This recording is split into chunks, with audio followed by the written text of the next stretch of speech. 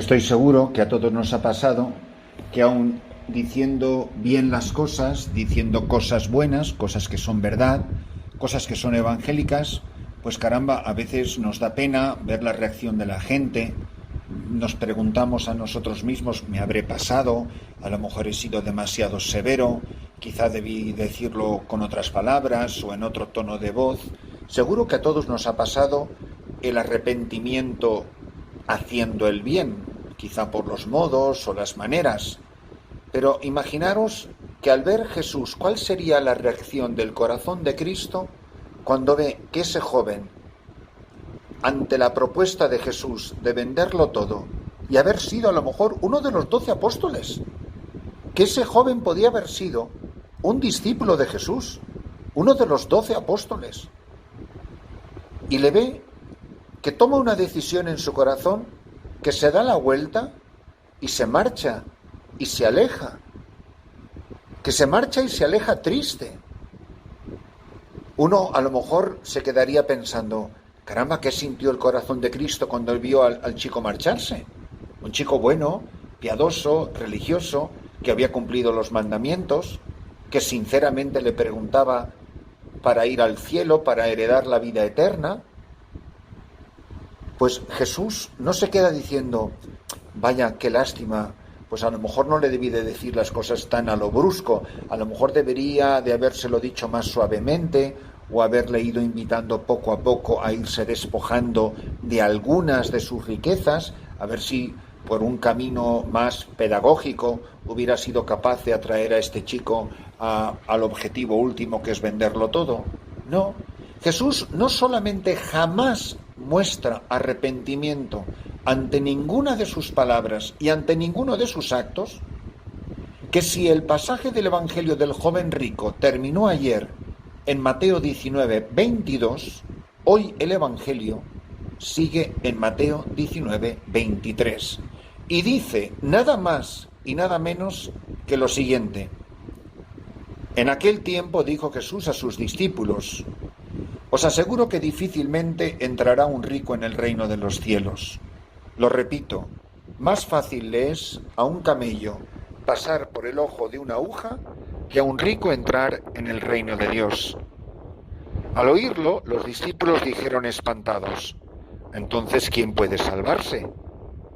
Jesús se les quedó mirando y les dijo: para los hombres es imposible, pero Dios lo puede todo. Entonces le dijo Pedro: pues nosotros lo hemos dejado todo y te hemos seguido. ¿Quién nos va a tocar? Jesús les dijo: os aseguro, cuando llegue la renovación y el Hijo del Hombre se siente en el trono de su gloria, también vosotros, los que me habéis seguido, os sentaréis en 12 tronos para regir a las 12 tribus de Israel. El que por mí deja casa, hermanos o hermanas, padre o madre, mujer, hijos o tierras, recibirá 100 veces más y heredará la vida eterna. Muchos primeros serán últimos y muchos últimos serán primeros. A mí, como me imagino que a vosotros, el pasaje de ayer del joven rico me ha dejado muy pensativo, pero esta tarde dando clase aquí en la misión a los voluntarios y estudiando el tema de la vida en Cristo en el Catecismo de la Iglesia Católica, repasábamos el número 1723 del Catecismo, por si alguno lo quiere también volver a revisar. Y decía así el Catecismo de la Iglesia Católica, no son opiniones del Padre Christopher, es la enseñanza de la Santa Madre Iglesia. Dice: la bienaventuranza prometida, el cielo, la felicidad quiere decir, ¿no?, nos coloca ante opciones morales decisivas. Nos invita a purificar nuestro corazón de sus malvados instintos y a buscar el amor de Dios por encima de todo.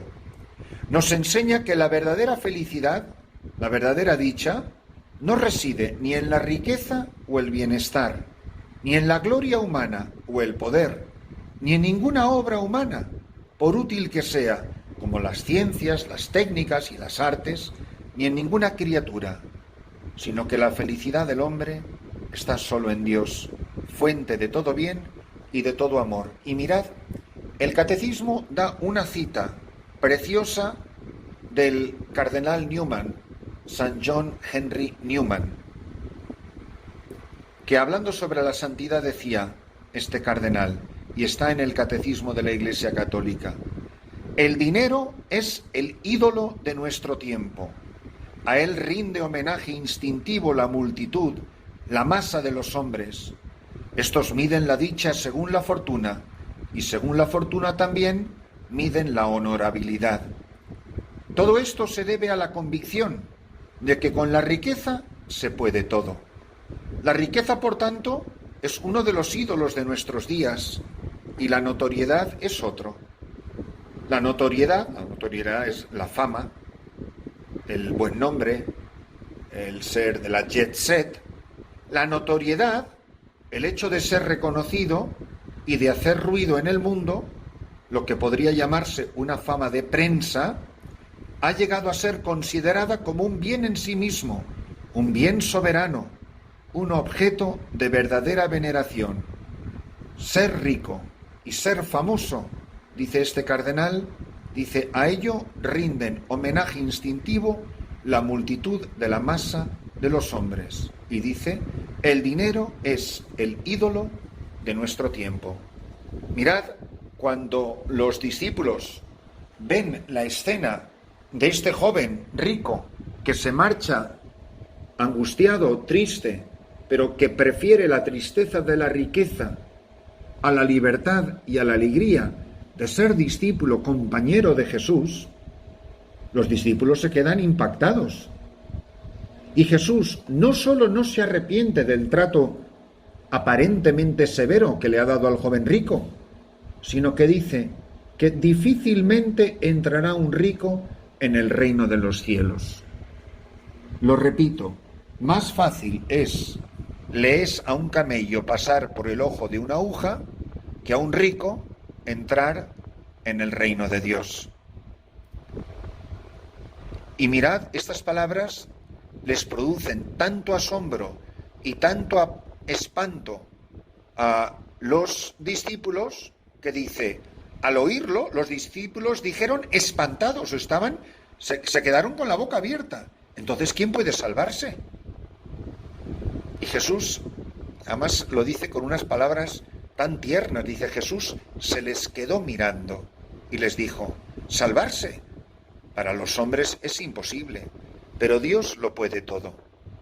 Es decir, si la salvación es imposible a nosotros, quiere decir que la salvación es un don de Dios.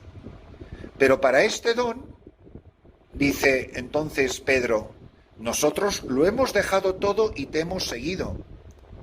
¿Quién que esté escuchando esta homilía puede decir, yo lo he dejado todo y he seguido a Jesús? San Pablo dice, por él lo perdí todo. Dice, nosotros lo hemos dejado y te hemos seguido, lo hemos dejado todo. Dice, ¿qué nos va a tocar? Y Jesús les dijo, es decir, al final del tiempo, quizá en esta vida la gente se ría de ti, pero os aseguro, cuando llegue la renovación, cuando lleguen los cielos nuevos y la tierra nueva, cuando llegue la renovación, dice Jesús, el Hijo del Hombre se siente en el trono de su gloria, también vosotros los que me habéis seguido, os sentaréis en 12 tronos para regir a las 12 tribus de Israel. Y dice, es muy específico Jesús. Es decir, no, es que no se refiere a los bienes materiales. ¿Que no se refiere a los bienes materiales? Espérate un momentito, mi amor. El que por mí deja casa, a ver, ¿la casa no es una cosa material? Hermanos, hermanas, padre o madre, mujer, hijos o tierras, a ver, esas cosas no son materiales, no son tangibles, no son concretas. Recibirá 100 veces más y heredará la vida eterna. Yo estoy convencido de que si lo he dejado todo, a mí ya en esta vida me han dado 100 veces más. ¿Y no me produce una enorme alegría saber que me han prometido el cielo? Muchos primeros serán últimos y muchos últimos serán primeros. Entonces, queridos amigos, queridos hermanos, que no nos engañemos a nosotros mismos. que nos tomemos en serio el Evangelio. Y si cuando escuchamos esta palabra nos sentimos incapaces, pongámonos de rodillas, con lágrimas en los ojos, y roguemos a Jesús en la Eucaristía, a Cristo en el Sagrario: Señor, dame la gracia de despojarme de mis bienes materiales, que no me apegue, que no se apegue mi corazón, que no malgaste ni un dólar, ni un céntimo, ni un euro en frivolidades y en estupideces, y que ponga mi corazón en lo que de verdad importa. Queridos hermanos, que en la celebración de esta Santa Misa, donde Cristo se ha despojado de todo, incluso de la vida, para dárseme a mí y a ti como pan de vida y cáliz de salvación. Cristo es el tesoro, Cristo es el 100 veces más, Cristo es lo que a mí me toca cuando yo lo dejo todo. Así que tú decide, ¿qué prefieres? ¿A Cristo o las riquezas? Pero no se pueden tener las dos cosas a la vez, porque los ricos difícilmente entran en el reino de los cielos.